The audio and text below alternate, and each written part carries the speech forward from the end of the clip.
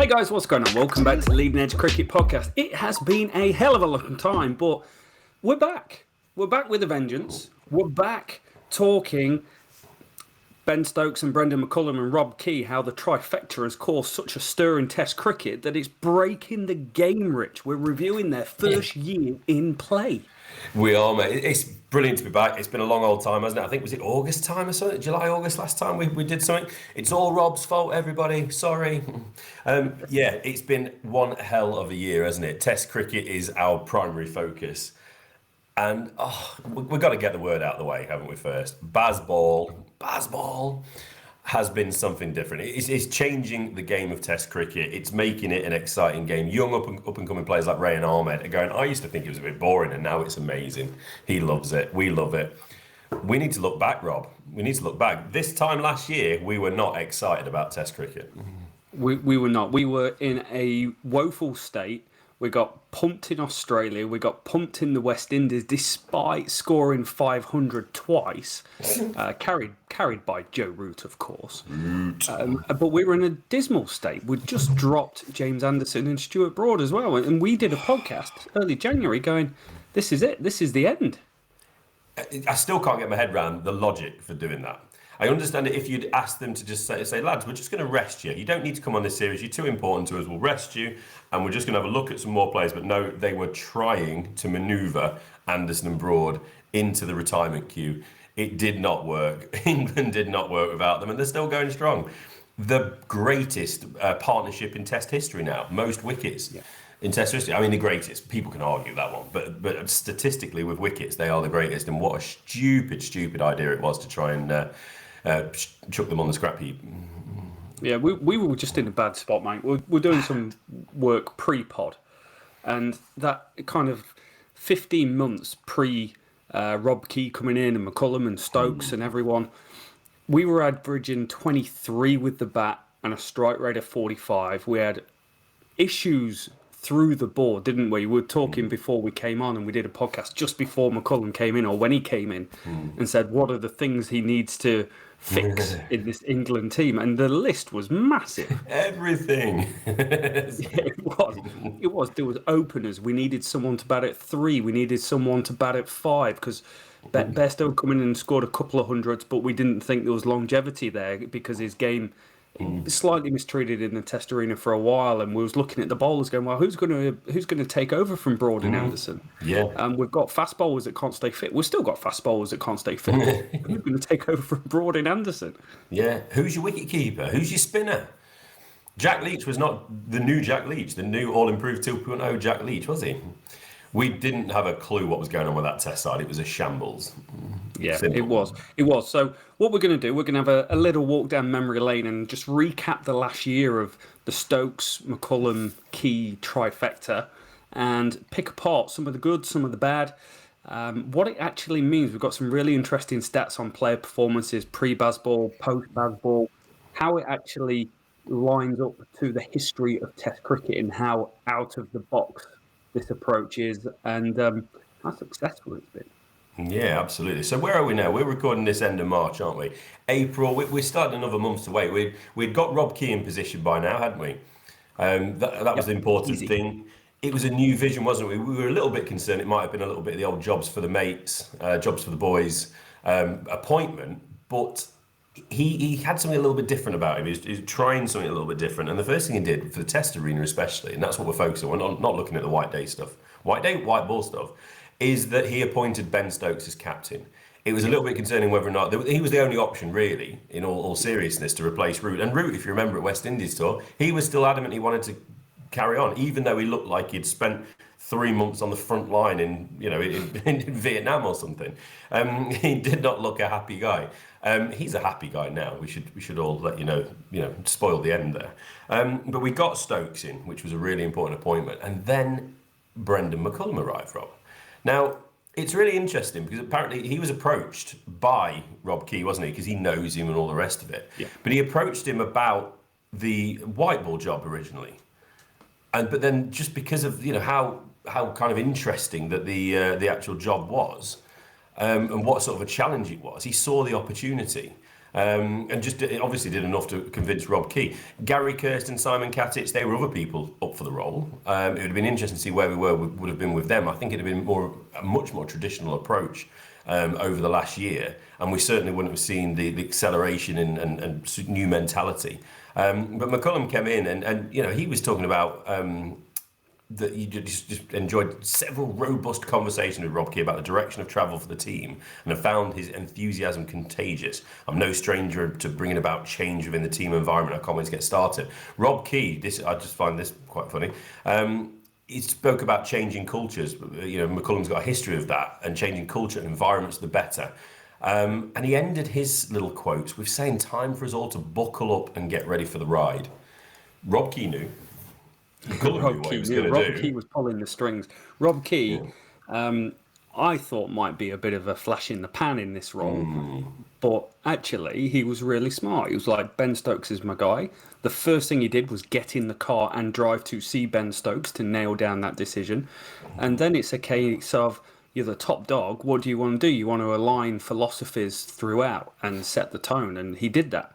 And McCullum was a great mix. He revolutionised the New Zealand team from being hey, you can go to New Zealand and play a couple of tests and have a beer, to actually, you're going to come down here and you're probably going to lose. It's a really tough place to play. They play good, disciplined cricket, but aggressive cricket. Intent cricket with an intent to win, which we've seen sometimes from Kane Williamson when he's been captain as well. Setting targets. Let's give him a shot. Let's try and get a result out of the game. And I think it is that. But I think the real driver behind all of this and how England approach the game, for me, it just feels like it's Stokes. And Stokes always wanting to push the boundaries of what's acceptable and what's possible. Just great choices by Kesey. Best mates now. Yeah, absolutely. If you stick a Y on the end, you're a pal. Stokes, I think the really important thing, like you said, McCullum got on board with Stokes very early, and the fact that Stokes was 100% accepting and on board, and obviously shared that philosophy, because you see how he sacrificed his own wicket. He's gone too far a lot of the time. We'll get into the action, but we all know Stokes. We've been a bit frustrated with his batting in some ways, haven't we, over the last year? And it's because he's trying to really emphasise, this is what I want you to do. This is how I want you to play. So, we're hoping now, a year down the road, he's going to just settle down a little bit and just pull back a little bit and let, everyone knows what they need to do now. Everyone knows how to play. County cricket is starting to, the wave has impacted county cricket now, and we're going to see a lot more players playing more positively, because they think that's how I'm going to get selected, that's how I'm going to get noticed. So the impact on the game is absolutely huge, and it just can't be underestimated. So let's have a little look throughout where we were then. So like I said, it was March last year, wasn't it? Literally where we are now, we were just digging through the wreckage of the West Indies series. We're wondering what the hell was going to happen with Anderson. That was Wokes and Overton opening the bowling, wasn't it? That was it. We were in such a mess. We were so bad. And we like Wokes and Overton, but not as you want them to. We shouldn't be opening the bowling. Yeah. Exactly. So he stepped down. It was May that we got Bazball. Matthew Mott took over as a white ball, so it was a complete reset in the English game. I've got to say, June, the first competitive cricket for England was June, and I have to just quickly say it, because it was 3 games in Amsterdam, which was fun. It was like watching cricket at a music festival. It was carnage. It was amazing. Send me back every summer. We should play 3 ODIs in Amsterdam. It was too good. But we really got into it, didn't we? With where am I now? Where am I? July. India came over as well. We had a bit of a see what's going to happen. It was New Zealand. New Zealand was the first one for me that you kind of woke up, smelt the roses, and went, "Hey, up! This is different." And you know what I really liked about it? It's been an incremental change. There was a step change at the start where it's like, we score at 45 a strike rate, and now we're going to score at like 16. We're just going to push the boundaries. And as over time, I feel they've got the personnel slightly better. It's been able to keep moving those boundaries. But the big one was the 4th innings of a game. England were renowned in white ball cricket for year on year as having the best chase in the game, any format. T20, ODI, just not Test match. And they've been able to replicate that into that New Zealand series. You were there for Ben Stokes scoring that century at Trent Bridge. Nothing was off the cards.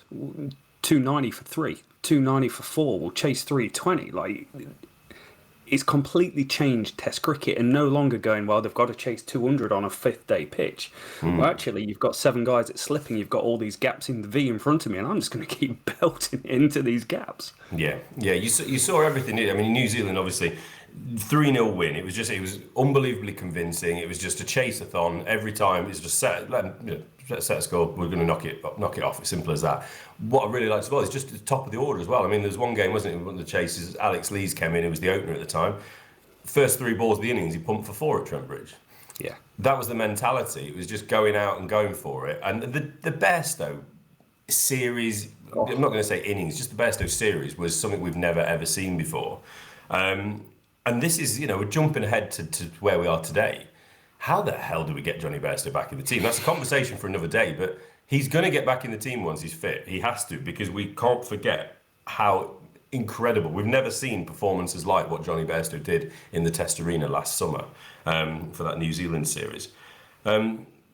Obviously, keep talking about wherever you want to go, Rob. We took India into the series. I misspoke a moment ago, but India came across. We had to finish off a Test series, didn't we? That was abruptly ended the year before, and England absolutely spanked that one as well. Won by 7 wickets in the one-off game. Don't you think that was unusual that England did that? Because like the Test matches against India, we were 2-1 down. They've been so hard fought. You had Virat Kohli yelling at a stump at one stage. You had them bouncing Jimmy Anderson. Like it was. It might not have been that series Kohli was shouting at a stump, but it may well have been. It was so convincing against the best team in the world, the best team to ever win the World Test Championship so far. Yeah, I mean, India, we see we're coming to the end of this cycle, aren't we, the World Test Championship, and it's going to be India against Australia this summer. They're playing a Test match in England at the Oval in June, just ahead of the Ashes. India is clearly one of the 2 best Test sides in the world at the moment. Australia are number 1, but that's because they don't hardly leave Australia. Sorry, first dig. It's an Ashes summer. It is Ashes year. There's going to be a lot more. That's the only reason you're number 1. So yes, it was very impressive. And one thing we're going to see as a bit of a theme, New Zealand didn't know what was coming. But India, they'd seen it, and they were a little bit like, "Oh, I'm not sure I like this. I'm not sure I like this attitude, these upstarts in England. You were pretty rubbish a little while ago. We beat you last summer." And the same happened when South Africa arrived as well, didn't it? We had a 3 Test match series. South Africa arrived, and again there was a bit of gobbing off in some ways. The press, the media were getting excited. The Bazball term was coined and was being thrown around left, right, and centre. And the South Africans were like, let's see you do it against our attack. And when we lost by an innings in the first Test, you thought, okay, maybe it was short-lived, maybe that was the end of it. But then England came back. They won by an innings and 85 in the second Test. They then won by 9 wickets in the third Test. 2-1 to England. Didn't hear much from South Africans as they were going home. No, didn't. And, there was 2 reasons we beat South Africa. One, we bowled several reasons. One, we bowled really well. South African top 6 has been poor for a couple of years. There's been improvements. Tender Bavuma's really coming of age in the last few months, but he definitely didn't hear. I don't even think he was around half the time. But the other one it was the rate we scored. It completely changes the game. And I love this, like England would bat 50 overs, guaranteed, somewhere between 50 and 75 overs. And we normally wouldn't get to the second new ball unless Joe Root had gone and made a century, or the top 6 wouldn't be around in that stage. So what do you do? Well, we're probably not good enough to bat any more balls, but we can score more runs during that time. So essentially you've exchanged balls you face to runs scored. And you're going, right, okay, it's a one-day game. If we've got 80 overs to bat, and I've seen them do this in chases, where they're like, you can see it, that 80 overs is the target. Let's get there before the new ball comes. And they're like, oh, that's quite easy, actually, but that's only 4 and over we've got to go. It's strange it's taken till 2022, 23 for a team to come round and really revolutionise the game, possibly more than covered pitches when that came in. Like this potentially is going to make Test cricket way more exciting for many a year. Or it's, in my opinion, I'm going the other end of the scale, it could really diminish the credibility of a lot of teams in Test cricket that can't play an exciting brand of Test cricket because they haven't got the quality. And more people will just want to watch England, India, Australia, big three. That's it. It's in its simplest forms as well, though. All they've done is taken a similar group of players and instilled them with confidence. They've utilised the assets they've got, and they've utilised the mentality, whether it's psychology, sports psychology, just coaching mentality, and just basically said, you're a good player, you're a professional player, you're a test player, you've got the ability. Back yourself, be positive. I back you. You're not going to get dropped after a test match if you play a couple of shots outside off stump and nick off trying to drive one to the boundary. We know that you're not going to get dropped because Zach Crawley's still in the team doing exactly that. Yeah, it is. It is. Like, it's really good. It was Ray Illingworth back in the day that would chop and change. Like, one test, hey, Simon Brown, you can come in for a test, take no wickets, and you back out. Yeah, like, it was never just to be seen constant again. nip and tuck of who's going to be there, and it doesn't create any steadiness around. Oh, this is a good environment. I can settle in, score runs, be myself. And get loads of throwdowns from the coaches and feel good about myself. I like throwdowns; they're much better. Full tossers, underarm full tossers. That's my warm up. But it is. It's boiling it back down to that. There is no reason every other Test nation can't do this. Possibly some nations that are a little bit lower in the pecking order, trying to play a more traditional game, could be a much better side if they try and adopt this mentality and this style of cricket. It might work. Look at West Indies, for example. They've always been very good at white ball cricket.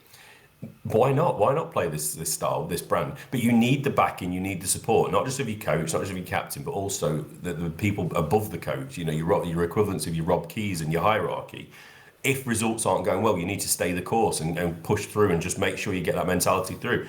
And like I said before, someone like a Ben Stokes you couldn't have picked a better character for that, because he was willing to just sacrifice whatever he did because he knows he's locked into that role. And just, look, this is how I'm going to play. This is how I expect you all to play. If I do it and I get out, it's fine. This is what you need to do. So it really is as simple as that, isn't it? So I agree with you completely. It is revolutionary. It'll be interesting to see how long it lasts. I don't think it's going to go away anytime soon. I don't see why it should. No, and I think it's going to make it the most interesting Ashes series since 2015 rolled around, when it was the first time in a generation that we went, we're good, we're good, we've got a bit of this. So next up, so by the end of the English summer, obviously everything was looking great, wasn't it? But we had a small case of the World Cup to deal with, didn't we? So Pakistan was on the cards. Won't go into it, but it was just fantastic just to see that the English cricket was moving to Pakistan for the one-day series. Sorry, the T20 series, before we get over there for some Test matches. But we did have the World Cup, and I think, did we do all right, Rob? Did we do all right in the World Cup? We did all right. Alex Hales did okay for himself at the top of the order. Alex Hales, a year ago, I don't think we'd have been talking about Alex Hales too much, would we?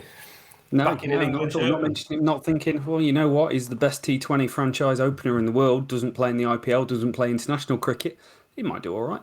He might do all right. So yeah, so it's worth noting, isn't it? Just that the change in mentality, environment, everything else, that just in English cricket as a whole, it was impacted by Stokes, McCullum. Everything was. And obviously to get a World Cup win and have players like Hales, Butler and etc. just doing so well. Sam Curran was incredible as well. It was wonderful to see. So we then move on. I'm not going to talk about a weird little 3-game series in Australia. That was the weirdest little ODI series I've ever heard of. There's no point. No, absolutely no point. Why was the series even there? But although it was so good to see England back playing in Pakistan for the T20s, what was really special was December, early Christmas present. England had a 3-match Test series in Pakistan, didn't they? That was special, and it brought about some changes. But at the end of the summer, it was good. It was great even, but we still had some concerns. Opener has still been a concern. You could argue it still is, but we saw Ben Duckett come in. I think that was so notable. He bats 3 for Nottinghamshire, had a wonderful summer again. He's been on the horizon for a long time to get a game. And one of the reasons I mentioned the Pakistan T20 series is that Duckett did get the call for that and looked like he belonged. Looked like one of the main men at the top of the order. Yeah. And he's not done bad, really, has he, in his comeback into Test cricket as an opener? No, he looked $1 million, mate. It was kind of funny watching the Pakistan. The Pakistan series for me was, we've got Bazball, and then we're just going to take it up a notch again. And they were so aggressive. Literally every single ball bowled at Ben Duckett, he was sweeping or reverse sweeping. Yeah. It was actually quite incredible watching him go about his business. And Harry Brook, Oh, came into the team, yeah. a la Johnny Bairstow's broken leg, but he put a run of 3 centuries together on the trot, just incredible. The next big thing in English cricket by a long way, but Yeah. it's how comfortable he looks doing it and how much he's achieved. Like there is the centuries, there's the high average, there's the runs, but it's the rate that he's doing it. His strike rate's like 90, 95. He's been on the cusp of breaking the fastest century mark twice already for an English player. Just it's quite incredible that someone so young and talented can come in and do that. Because given a couple of years ago, he had averaged 20 in the championship, 25, and then at the start of 2022, he played aggressive. Maybe got a nod, but he played aggressive and he averaged 100 in the first 2 months of the championship, and him and Shan Masood were the two pretty much standouts in the game. Yeah, we couldn't speak enough about him at this time last year. Well, not this time, but the early season last year. What's interesting about Harry Brook is he spoke about that he was willing to put himself as an opener a couple of years ago for Yorkshire because that's where he saw an opening for the England team. And he put so much emphasis in his mind on playing for England that he kind of forgot the basics, and he had a pretty bad run of it. But then you take the pressure off, just play your game, back yourself. The mentality was already there. And he went, just the sky's the limit for him as well, isn't it? We were looking throughout the summer of how do you get Harry Brook into this test side? How do you do it? How do you do it? And it was through misfortune, wasn't it, with Johnny Bairstow playing that really, really vicious game of golf that ended up breaking his leg. Well done, Johnny. Well done, Johnny. He needed the rest. What can we say? Harry Brook, I will just say this now. After 9 innings, it's the most runs ever by a test batter. 807 runs, high of 184 not out, an average of 100.87, a strike rate of 99.38, 400 350s. He was unbelievable. A century in each of the 3 test matches, wasn't it? But we did see centuries for Crawley, Duckett, Pope, and others. And that wasn't the only new player. We saw, it was really interesting for the selection of this series as well, because we saw Liam Livingstone and Will Jacks get a nod as well. Interestingly, WG Jacks, we love initials. We grew up with the MA Atherton and the AJ Stewarts. First men's test bowler with WG initials to take a test wicket since WG Grace dismissed Jack Blackham at Lord's in 1890. Wow. Fun fact about WG Grace. Yeah, he had a son that played county cricket in the early 19th century, early 20th century as well. I found that out the other day doing database research. It was exciting. Nice. Well, Mark Puttick off Twitter, I found that little gem from you before Rob trampled all over me trying to say thank you. But I also found the WG Grace thingy very interesting. Nice. So yeah, but it was interesting, wasn't it? Livingston and Jacks, it pointed to something different. Yeah, it did. It's like, we're going to break the mold, because you'd always go, oh, we'll take them. And there was a lot of calls on Twitter for Matt Parkinson being the second spinner or someone like that. And they took Rian Ahmed, Will Jacks, Liam Livingstone. And it's like, well, it's a second spinner. They might get a wicket or 2. We can kind of bed in Rian Ahmed, who's the future spinner of England and first choice spinner, probably multi-format. But it's the attacking nature of the player and what it does to the game. The funny thing is, even if they had performed to their best, it's not like it would have moved the needle of the game, because the needle was like on full throttle the whole time England were batting. Yeah, absolutely, and they held back Ahmed, didn't they, for that first test where they brought the Jackson Livingston in, and it's Livingston injured, had a bit of a niggle and whatnot, so didn't really perform, so he's sort of missed his opportunity. But Rian Ahmed came in and just looked like he would. He came in for the third test. Before that, Pakistan had a spinner that was even better. Abraham Ahmed, 11 for 234 on debut. What was that all about? But yeah, Rian Ahmed's come in on the third test at 5 for 48 on test debut. Looks stunning. Looks like he's going to be here to stay. He's going to be involved in the Ashes in one form or another. Jack Leach is a different bowler. We should just quickly mention him because he was on the way out, wasn't he? Even in that New Zealand series, he was just looking quite ordinary. Yes. Just control. And he just seems to bowl with a lot more belief now and a lot more attacking intent. He's maybe just put a few more revs on the ball, a little bit of speed, but he looks great. Rian Ahmed looks great. We're suddenly looking like we've got depth in positions we didn't realise we had depth. Parkinson was the one we was all calling for last summer and the summer before. Didn't really do anything in his one and only appearance. A little bit hard on him. But this is how it goes, isn't it? If someone comes in and just grabs their opportunity, yes, it's about timing. If Parkinson had made his debut in Pakistan, we might have been a little bit more about him. But that's the way it goes. Positive selections, positive play. The P word, Rob. It's all about positivity. Positive. Took the positivity to New Zealand as well, eh? They did. Yeah, it was a weird little series, that wasn't it? Obviously, you're the resident, so you can speak on it. But England win the first one by 267 runs, looking incredibly strong in the second one, and then had a bit of a wobble, and then it was all down to the wire. And was it a 1-run win, wasn't it, for New Zealand? Oh, it was a good series, mate. Good series. Went down to the wire. Joe Root batted superbly in the fourth innings. He got 95. Stokes was looking really solid, 33. But Neil Wagner's got this thing where he bowls these 75, 80 mile an hour bouncers and he gets wickets. And he got the wicket of Joe Root, he got the wicket of Ben Stokes, and then Ben Foakes top edge one. And they ran through them and won with 1 run to spare. Quite incredible. Back that up by winning off the last ball against Sri Lanka. 2 of the closest test matches in history to have a result happened within 2 or 3 weeks of each other. Yeah, it's good to see New Zealand. Obviously, that's the team we've played the most now. 5 tests against New Zealand since McCullum and Stokes took over, and it is interesting to see that we've given them a pretty good hammering. But New Zealand just keep fighting; they keep coming back. Yeah. They're starting to see what they need to do to challenge in England. I don't want to get too overconfident, and forgive me, I don't mean to sound cocky. That's not my intention, but teams are suddenly having to play catch up because they're suddenly having to play a different game. It's like a lot of sports, isn't it? If you start doing something different, the whole league plays catch up. Yeah. Whether it's formations in football, it used to be 4-4-2, and now we're playing with all these false nines and attacking wingers and all that weird formation. American football's the same. If you do something kind of different on defense, next year half the league's doing that same thing on defense. Yeah. Cricket is the same. These teams are going to be playing catch up. They're going to be playing. It's going to be like oh God, Happy Gilmore when he walks up to the tee and smacks the golf ball down the thing, and you got what's his name, Shooter McGavin, tries to do the same on his own and misses it. It's done. Everyone's going to try it. Everyone's going to give it a go. They're all in the nets at the minute trying to give it a bit of Johnny Vanessa. Just smack it as hard as you can. So really, England should have won that game in my eyes. We had it. Yeah. We were cruising with 50 runs to go and threw it away, but it was a great test to watch. So it kind of ended with 3 series wins: New Zealand at home, Pakistan, South Africa, a draw against India, but it was kind of 1-0 this year, and then 1-1 away at New Zealand, won 10, lost 2. The other reason this has worked, and again, it's pushing the boundaries of what people do in Test cricket and challenging the norm.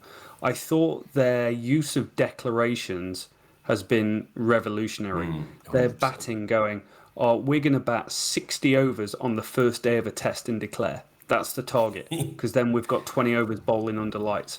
Like, no one thinks like that. It's always bat as long as you can, score as many runs as you can. They're like, let's score as fast as we can because 20 wickets is the most important thing.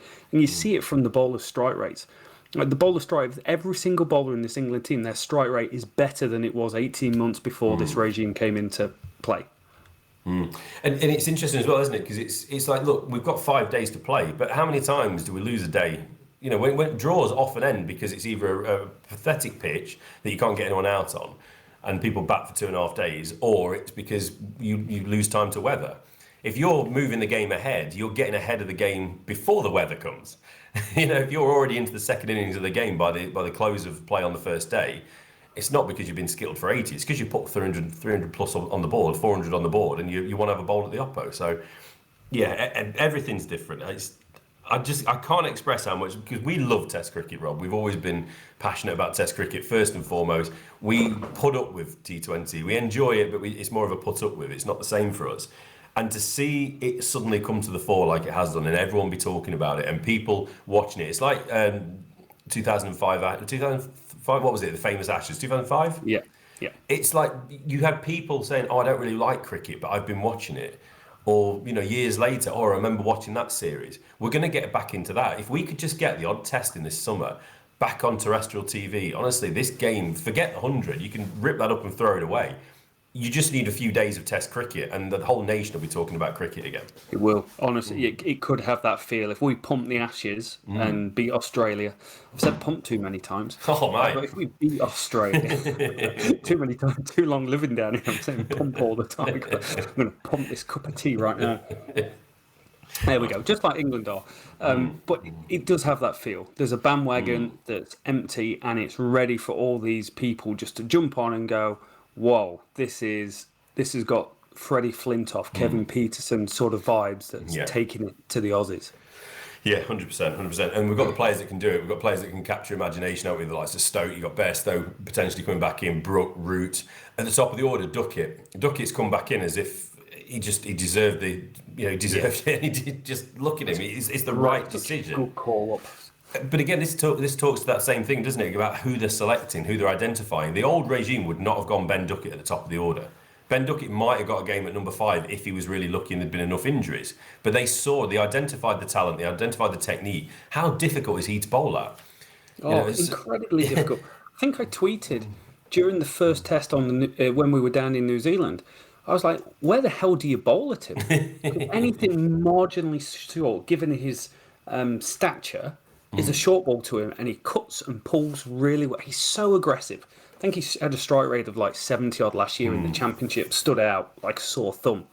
But he's been out of this world. And you can look through the team, Rich, in terms of the batting performances, and it's night and day to every single player, even the great Joe Root.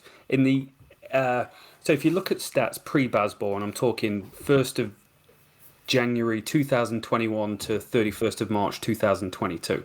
So that period going, how good were they compared to the last year, how good they are now.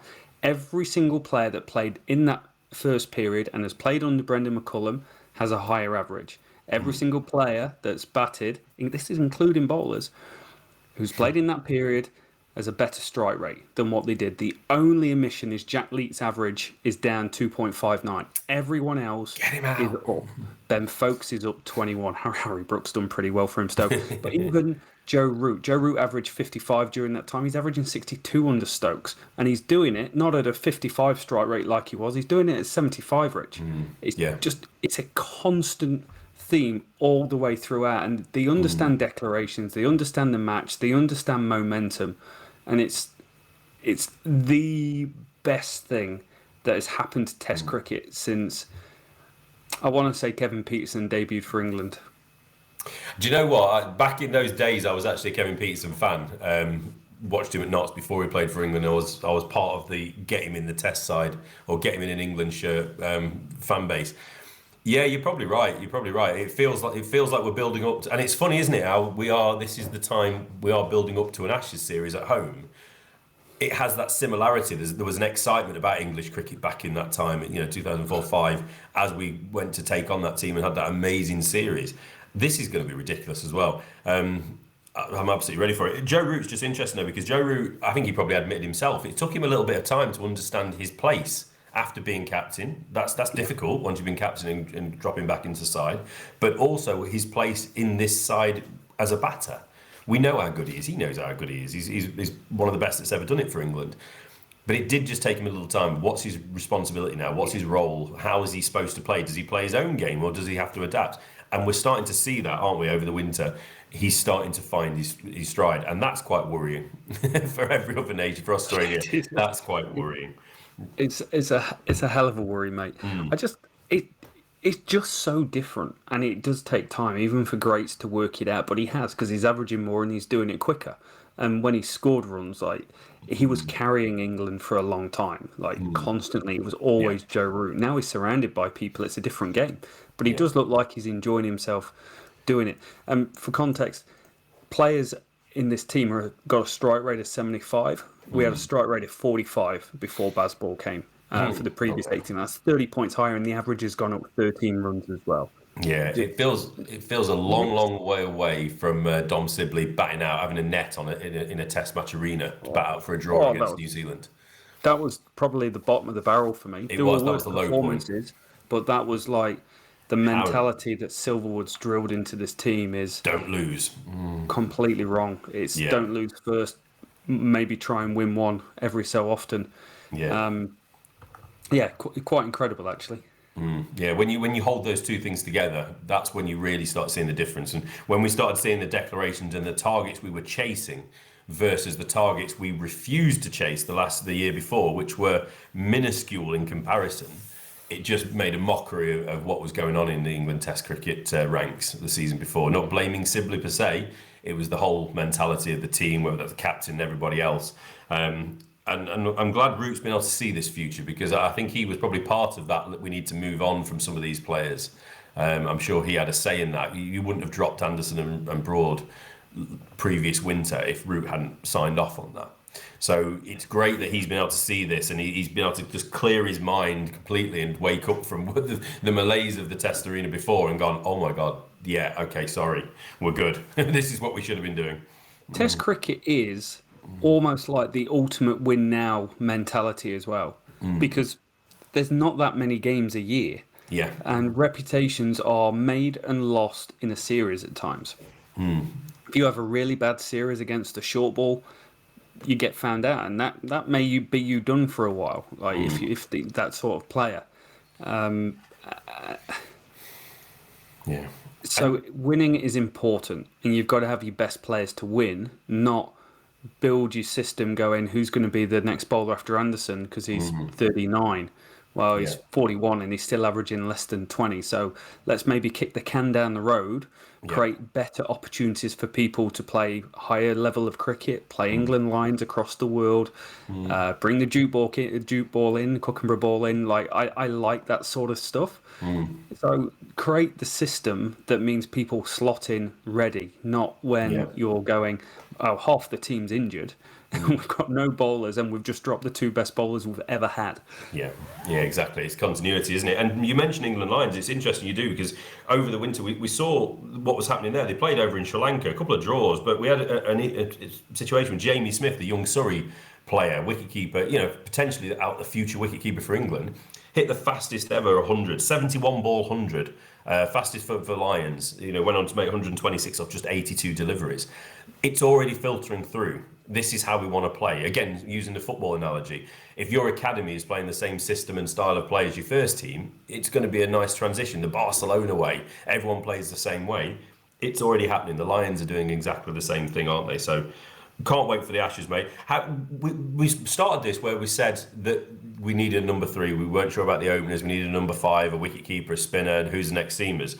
Where are we now? What do we need now? I mean, I'm just looking at this, and the big questions for me are opener. Are we happy with the openers? Ollie Pope, he's done enough, hasn't he? Last year Ollie Pope was a bit of a not sure, but Ollie Pope at 3, it seems to be working now. He's scored almost 1,100 runs, an average of 38.52. That's pretty good. That's pretty reasonable, batting at number 3. Done it with a strike rate of 74 as well. That's not easy to do. Excellent player, rotates the strike so well, 2 centuries during that time. I think that slot is his. It's his for the Ashes. If he fails during the Ashes, it's still his. That is not going to change. Yeah, be interesting. Depends how bad, if it's 6 duck in a row, then we'll have another conversation. But he has a Rory Burns. I don't foresee that.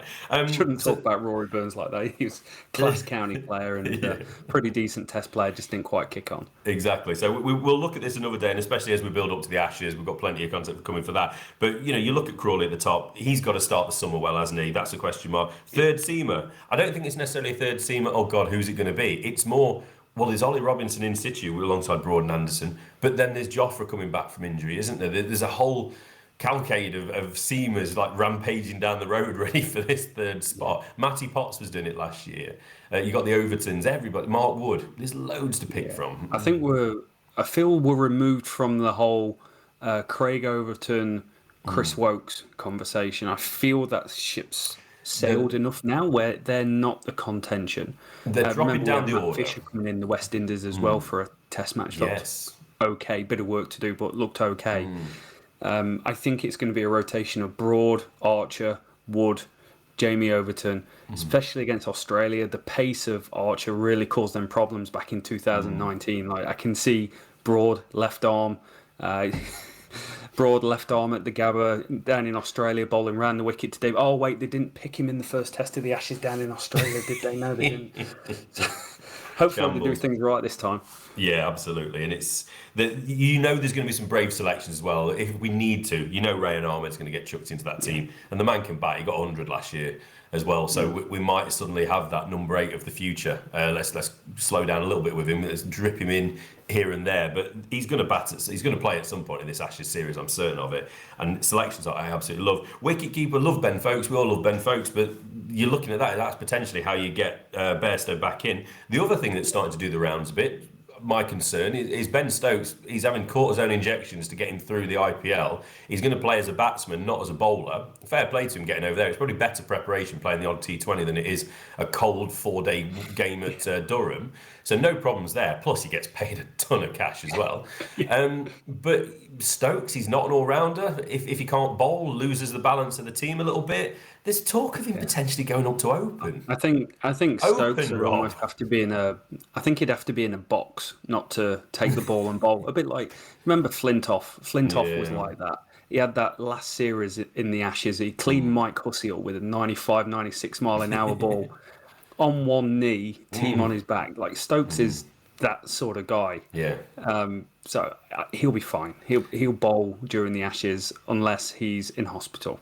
Yeah. And any thoughts on the not the rumours necessarily, but the conversation that's going around that there is a potential that Stokes could find himself at the top of the order? I don't think it's genuine. I think you're more likely to see Bairstow at the top of the order than Stokes.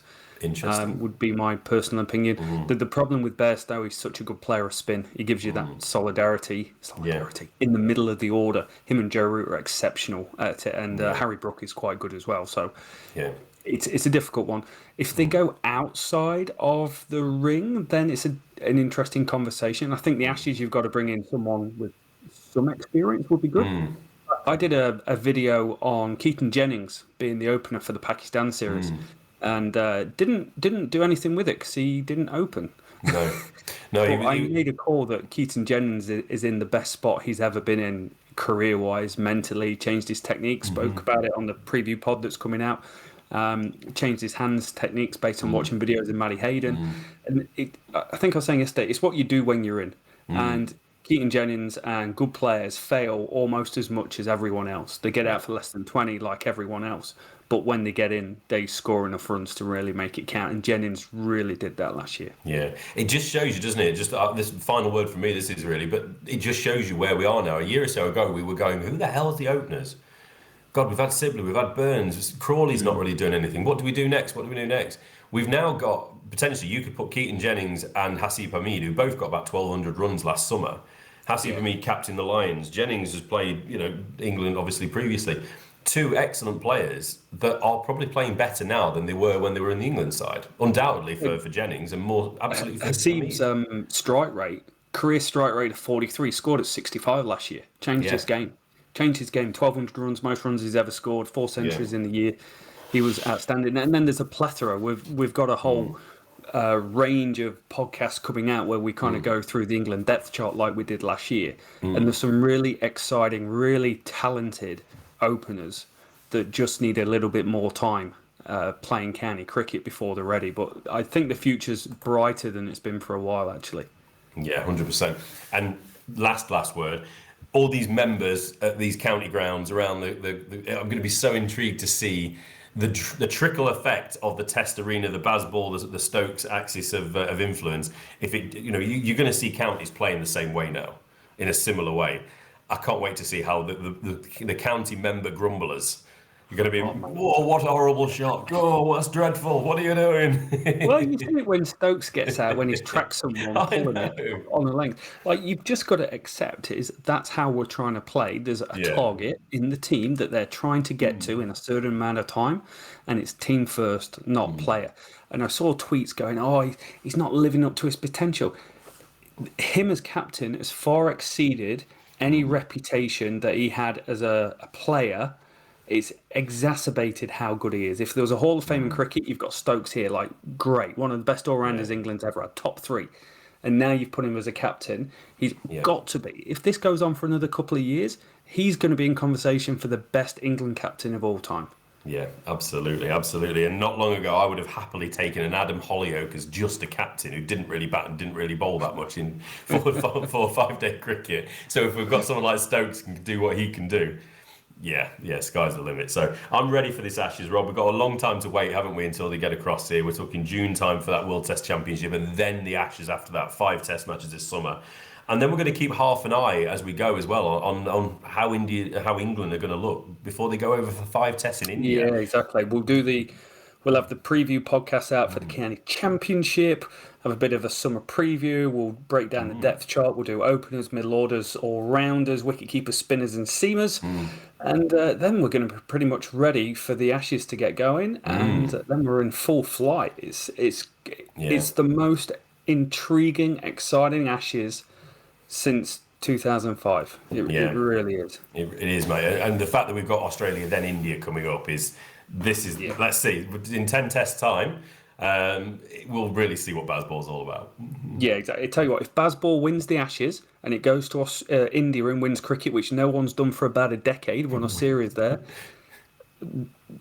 best thing ever to happen to the game, best captain in England history. Completed it.